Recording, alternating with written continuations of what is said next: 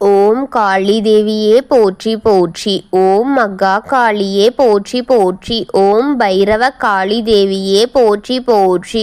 என் அன்பு குழந்தையே, இந்த மங்களகரமான தினத்தில் உனது பிரச்சனைகளை எல்லாம் போக்கி நீ கேட்ட வரங்களை எல்லாம் உனக்கு அள்ளி கொடுக்க வேண்டுமென்று உன் தாய் காளி தேவி உன்னை தேடி வந்திருக்கின்றேன் என் தங்கமே. இந்த பதிவை அலட்சியம் செய்து விடாமல் உனக்காக வந்த இந்த தாயின் வாக்கை முழுமையடைய செய் என் குழந்தையே. உனக்கென்று வந்த என்னை அலட்சியம் செய்து விடாதே ஒரு நாளும் என் குழந்தையே. என் அன்பு குழந்தையே, மிகவும் கவனமாக இதை கேட்டுவிடு. இன்னொருவரின் கருமாவை நீ பெற்றுவிடக் கூடாது என்ற காரணத்தில் இன்று உன்னை தேடி வந்திருக்கும் இந்த அன்னையின் வாக்கை முழுமையாக கேள் என் குழந்தையே. நீ கேட்க வேண்டிய செய்தி இது தங்கமே. நீ உன் செவிகளை கொடுத்து கவனமாக கேட்க வேண்டிய முக்கியமான செய்தி இது என் குழந்தையே. இதை கவனமாகவும் பொறுமையாகவும் கேள் என் குழந்தையே. உன்னுடைய அவசரம் இல்லாமல் இதை பொறுமையாக கேள். ஒவ்வொரு செய்தியும் உனக்காகத்தான் கொண்டு வந்து கொண்டிருக்கின்றேன். ஒவ்வொரு செய்தியின் மூலமாக உன் கர்ம வினைகளை எல்லாம் குறைக்கப்பட்டு கொண்டே இருக்கின்றது. ஒவ்வொரு செய்தியின் மூலமாக உன் கர்ம வினைகளை சட்டென்று குறைத்து கொண்டு வந்திருக்கின்றேன். உனக்கு செய்த செய்வினைகளை செய்யப்பட்ட அந்த செய்வினைகள் சூழ்நிலையிலிருந்து ஒவ்வொரு முடிவாக அவிழ்க்கப்பட்டு அதையெல்லாம் குறைத்து கொண்டு உன்னை காப்பாற்றி கொண்டிருக்கும் இந்த தாயின் வாக்கை முழுமையாக கேள் என் தங்கமே. இதுவெல்லாம் உண்மை என்பது என் பிள்ளைக்கு நன்றாக தெரியும் என்பது எனக்கு நன்றாக தெரியும் என் குழந்தையே.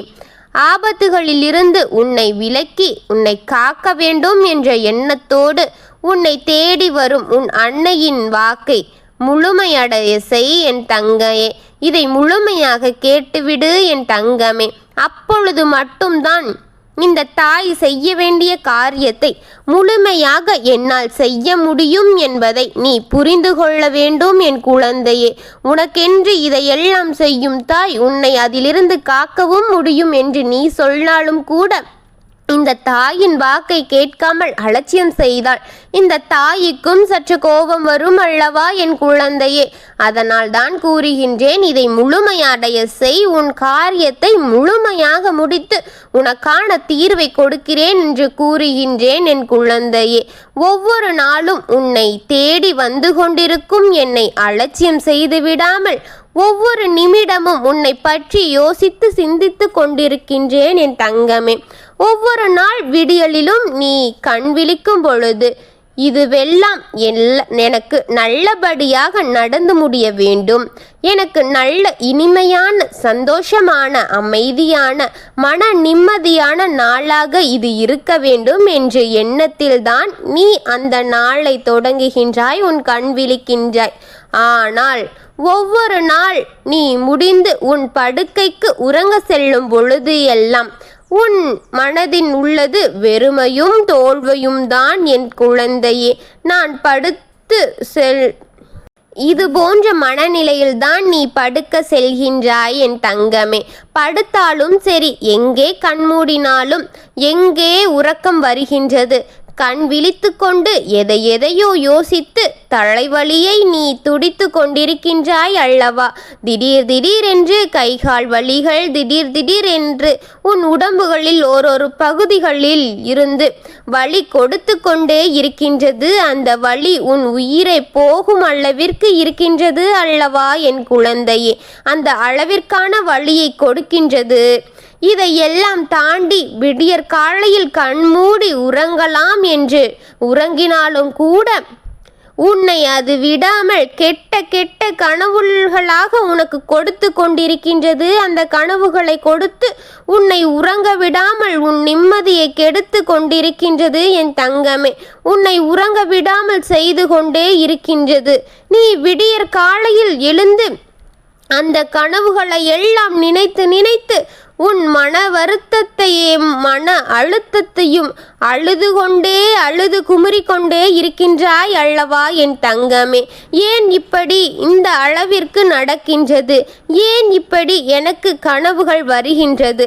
நடக்கப் போகின்றது எனக்கு இப்பொழுது தெரிகின்றதோ என்று நீ நினைக்கின்றாய் என் குழந்தையே. இந்த கனவுகள் எல்லாம் என் வருத்தத்தை இன்னும் அதிகமாக்கிக் கொண்டே இருக்கின்றதே என்று நீ வேதனையில் துடித்து கொண்டு இருக்கின்றாய் பிள்ளையே. இப்படித்தான் உனக்கு ஒவ்வொரு நாளும் கழிந்து கொண்டே இருக்கின்றது என் குழந்தையே. எனக்கு நிம்மதி கிடைக்குமா? ஏன் என் வாழ்க்கை நான் நினைத்தது எதுவும் நடக்காமல், நான் கிடைக்க வேண்டும் என்று எண்ணியது கிடைக்காமல் என்று ஒவ்வொரு நாளும் தொடக்கமும் தேடல் என்று என் வாழ்க்கை இப்படியே தொடர்கின்றதே. ஒவ்வொரு நாளுமே எனக்கு கேள்விகள் தோல்விகள் முடிகின்றதே என் குழந்தையே. என்னுடைய ஒவ்வொரு நாளும் தோல்வியிலே முடிகின்றது. எனக்கான தொடக்கம் முடிவும் இப்படியா இருக்க வேண்டும் என்று வாழ்க்கையில் நீ வெறுத்து கொண்டே இருக்கின்றாய். வாழ்க்கை இப்படி இருக்கும் என்பது உண்மை, கலாச்சாரம் சூழ்கின்றது என்று இப்படி நினைத்து கொண்டிருக்காதே என் தங்கமே. உன் வாழ்க்கையை நீயே ஒவ்வொரு நாளும் வெறுத்து கொண்டிருப்பது போல உன் வாழ்க்கையில் ஒரு செயலும் நடந்து கொண்டே இருக்கின்றது. இப்படியே இருக்கிறதே என்று உண்மைதானே என் தங்கமே? காலச்சக்கரம் சுழன்று கொண்டே இருக்கின்றது. இன்று உனக்கு என்றால் நாளை உனக்கு செய்வனை செய்தவர்களுக்கு என அத்தனையுமே திருப்பி செல்லும் பிள்ளையே. அப்பொழுது நீ நலமாக வளர்வாய். நீ நலமாக நீ நினைத்ததை அனைத்தையும் பெறுவாய். வேண்டியதை பெறுவாய். தேடினதை பெறுவாய். இப்படி அனைத்துமே உனக்கு கிடைக்கும். இப்பொழுது உனக்கு பொறுமையும் அவசியம் என் தங்கமே. பொறுமை காத்தால்தானே அந்த காரியத்தில் நீ வெற்றி அடைய முடியும் என் பிள்ளையே. இன்று நான்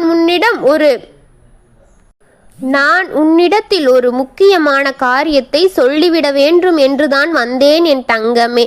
ஒவ்வொரு வழியில் துடித்து கொண்டிருக்கும் போதெல்லாம் ஆபத்தான வழி அது ஆரம்பித்து விட்டது பிள்ளையே. ஒருவன் இப்பொழுது அந்த வழியில் துடித்து கொண்டிருக்கின்றான் என் தங்கமே. அது யார் தெரியுமா என் குழந்தையே? ஆரம்பித்து விட்டது பிள்ளையே அந்த வழி. மலம் கழிக்க முடியாமல் அந்த மலம் கழி குழாயில் வழி அவன் துடித்து கொண்டிருக்கின்றான். அவனுடைய வழியின் மரணத்தை கண்ணில் காட்டு அளவிற்கு வலி ஏற்பட்டு இருக்கின்றது என் குழந்தையே. அந்த அளவிற்கு ஏற்பட போகின்றது பார். இதை வழியை கொண்டு அவன் யார் என்பது உனக்கு கேள்வி என்பது எனக்கு தெரியும் பிள்ளையே. அவன் யார் தெரியுமா? நீ கேட்டதுதான் போகின்றாய், பார்க்கத்தான் போகின்றாய். நேரத்தை தெரிந்து வைத்துக்கொள். இன்னும் 48 மணி நேரத்திற்குள் உன் செவிகளுக்கு வரப்போகும் செய்தி உனக்கு அதிர்ச்சியை கொடுக்கும். இந்த செய்தி யாரென்று உனக்கு நிச்சயம் வரும் என் தங்கமே. இந்த செய்தி யாருடையது என்பது உனக்கு தெரியும் என் குழந்தையே.